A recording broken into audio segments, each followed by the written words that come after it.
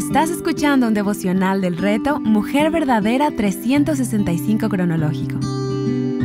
Día 321. Hechos, capítulos 4 al 6. Escrito por Laura González de Chávez, leído por Débora Cázares de Rivera. El libro de Hechos muestra el poder del Evangelio en la vida de las personas y el poder del Espíritu para avanzar la obra.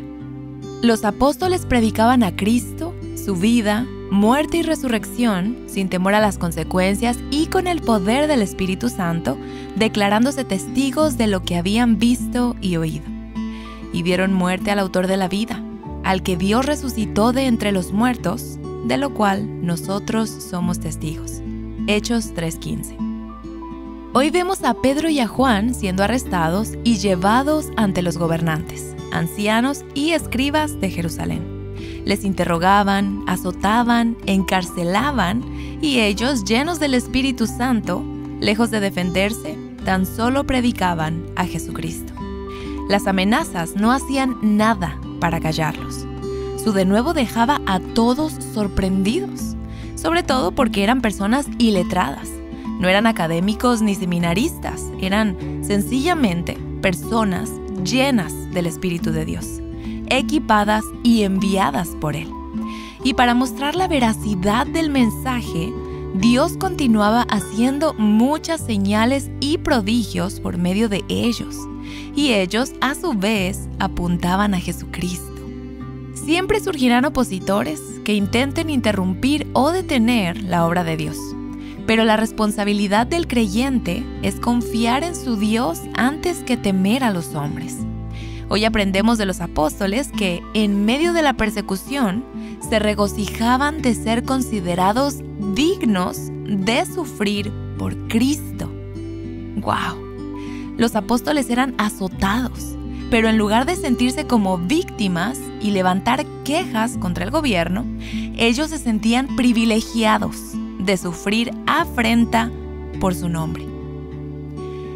El Espíritu Santo no solo les llenaba, equipaba y dirigía, sino que también los libró milagrosamente de la cárcel para que continuaran llevando el mensaje. Esto tenía a los guardias y al concilio totalmente perplejos. No podían explicar humanamente lo que estaba sucediendo y por tanto querían detenerlos a toda costa. Pero por el poder del Espíritu Santo en ellos eran indetenibles. La llenura del Espíritu Santo nos da el valor para transmitir la palabra de Dios sin diluir y sin temor a los que se oponen.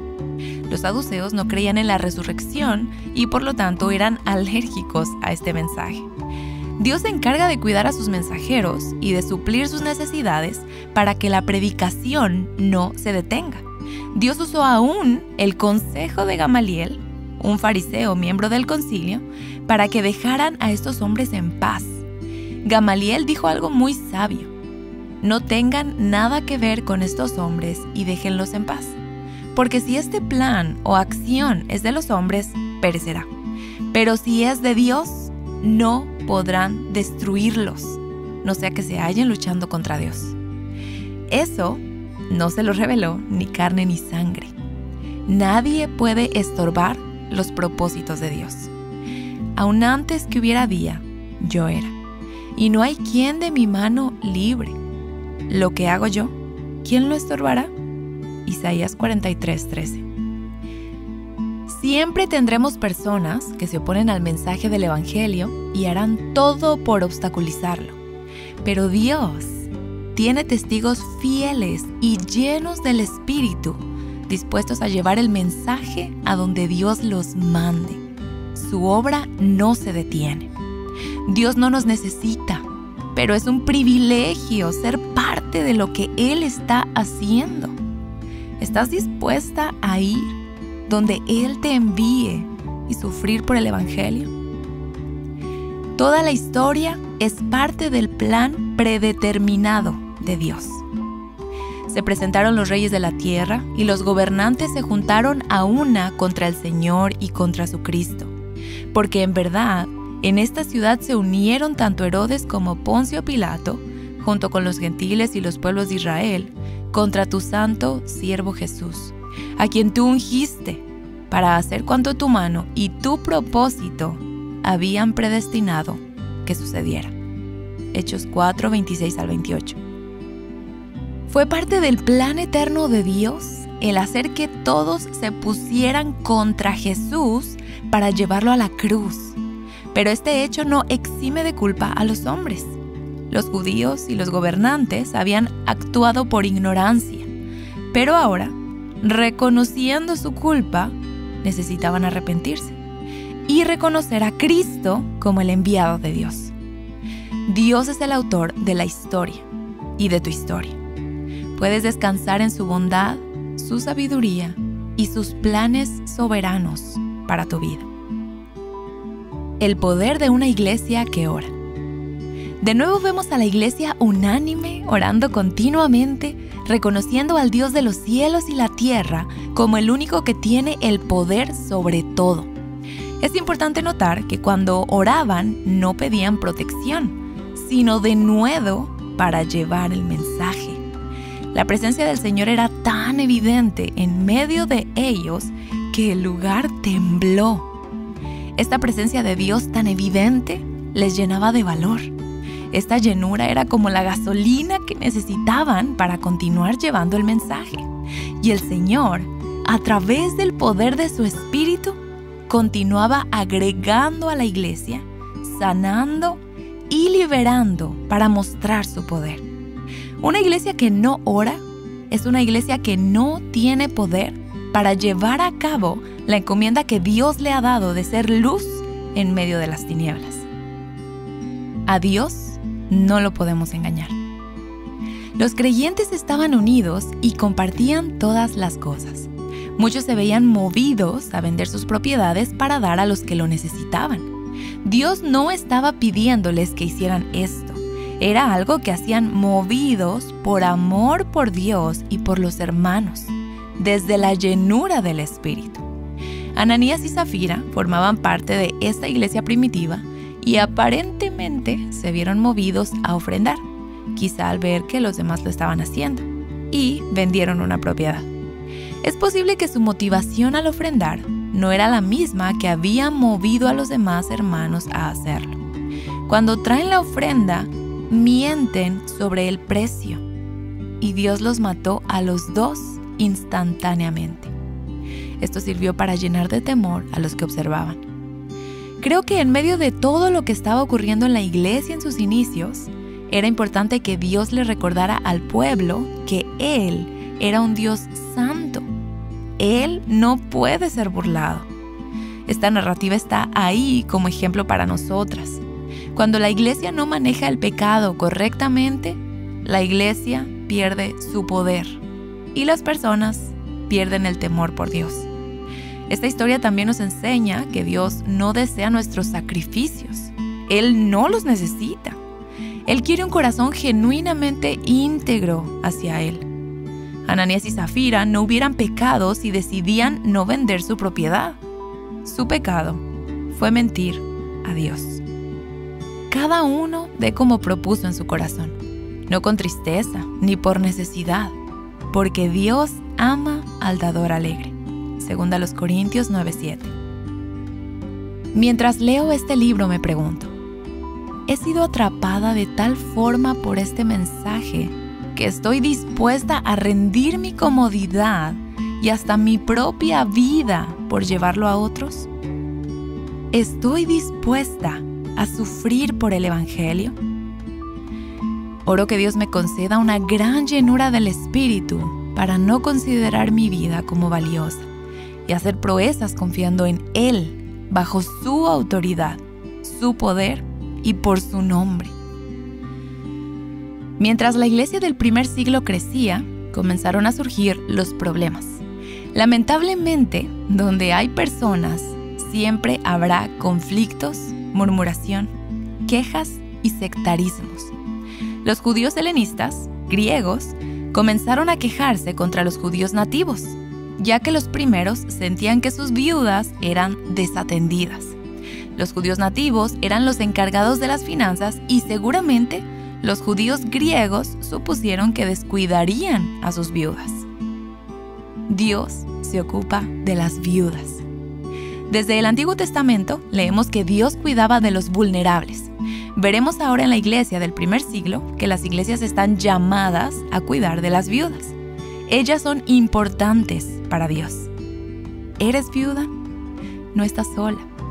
Tienes un Dios que se preocupa y cuida de ti. ¿Conoces a alguna viuda? Te animo a llamarla o visitarla para traerle aliento y ayudarle en lo que puedas. Dios te recompensará. Elección de diáconos o servidores. Desde los inicios de la iglesia, vemos que la obra de ministerio no solo recae sobre los pastores, sino que es llevada a cabo por muchas personas. La principal función de los pastores era la predicación y la oración, de manera que hacían falta otros servidores para llenar otras necesidades. Los diáconos son servidores o siervos que Dios levanta dentro de una congregación para suplir las diversas necesidades. Ellos no gobiernan la iglesia, sino que cubren diversas funciones y áreas de servicio. Algo interesante que vemos hoy son los requisitos necesarios para estos servidores. Aunque estas personas no estaban encargadas de la enseñanza, debían tener buena reputación, estar llenos del Espíritu Santo y de sabiduría y ser confiables. Estos requisitos nos recuerdan que a los ojos de Dios no hay ministerio trivial. Cualquier servicio que hagamos a otros en su nombre tiene valor. Nancy suele decir que nada nos hace lucir más como Jesús que cuando servimos. Porque, ¿cuál es mayor? ¿El que se sienta a la mesa o el que sirve? ¿No lo es el que se sienta a la mesa? Sin embargo, entre ustedes, yo soy como el que sirve. Lucas 22:27. Cuando estamos llenas del Espíritu, no hay servicio demasiado pequeño. Veamos cada ministerio, por más insignificante que parezca, como oportunidades para ser útiles en sus manos. Muchos de nosotros estamos dispuestos a hacer grandes cosas para el Señor, pero pocos están dispuestos a hacer cosas pequeñas. D.L. Moody. Un patrón para el funcionamiento de la iglesia. Más adelante en la historia de la iglesia vemos este mismo patrón que vimos en Hechos capítulo 6. La iglesia del primer siglo debía cumplir con una serie de requisitos a la hora de establecer diáconos. Ver 1 Timoteo 3:8 al 13. Esto llama mi atención a la luz de lo que vemos hoy en muchas iglesias, donde no se piden muchos requisitos para poner a alguien a servir. Movidos por un deseo bien intencionado de involucrar a los visitantes, se pasa por alto la sabiduría de Dios y se ponen de lado los requisitos mínimos para el servicio. Pero en la narrativa de hoy, leemos que la llenura del Espíritu Santo y la sabiduría era necesaria aún para servir mesas. Otra cosa que observamos es que la congregación estuvo involucrada en el proceso de escoger a estos hombres.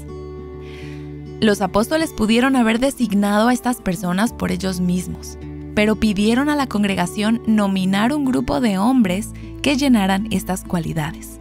La congregación eligió 7 y los presentaron a los apóstoles. Ellos, a su vez, oraron para buscar la confirmación del Señor para encomendarles la obra.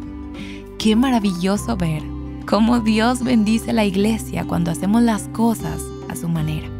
Esta iglesia crecía continuamente, incluso atrayendo a sacerdotes judíos. Para meditar, ¿cómo te consuela el hecho de que nada puede estorbar los propósitos de Dios? ¿Dependes de la oración para llevar a cabo la obra que Dios te ha encomendado o dependes de tus propias fuerzas y estrategias? Cuando estás en apuros, ¿a dónde o a quién recurres? ¿Eres un instrumento dispuesto en las manos de Dios?